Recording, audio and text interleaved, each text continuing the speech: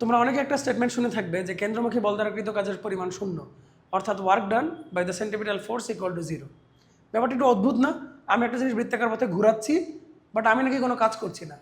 এটা কীভাবে সম্ভব? কিন্তু আমি তো বল দিচ্ছি, আমি তো একটা ফোর্স অ্যাপ্লাই করছি। ব্যাপারটা খুব চমৎকার।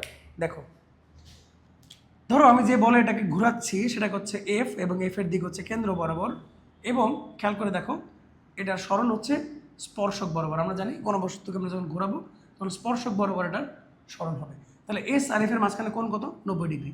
এখন আমরা কি জানি? কাজ ইকুয়াল টু হচ্ছে এফ এস কস থিটা বা এফ এস কস 90 ডিগ্রি। তো দেখো কস 90 ডিগ্রির ভ্যালু কিন্তু 0, সো পুরো কাজটা 0 হয়ে যাচ্ছে। দেখো যদিও এফের মান শূন্য না, এস এর মানও শূন্য না, কিন্তু কস 90-র কারণে পুরো কাজের পরিমাণ শূন্য হয়ে গেল।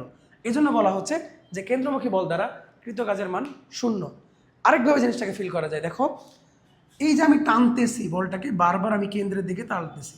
বলটা যখন এখানে তখন টানতেছি, বলটা যখন এখানে টানতেছি, যখন এখানে টানতেছি, কিন্তু এই টানাটানির ফলে আমি কি এটাকে এক বিন্দুও ভিতরের দিকে নিয়ে আসতে পারছি? আমি কিন্তু পারছি না। এটা আগে যদি 5 মিটার দূরত্বে থেকে থাকে, এখনও 5 মিটার দূরত্বেই আছে।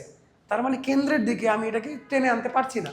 এজন্য বলা হয় কেন্দ্রমুখী বল দ্বারা কৃত কাজের পরিমাণ শূন্য, বা work done by the centripetal force is equal to 0।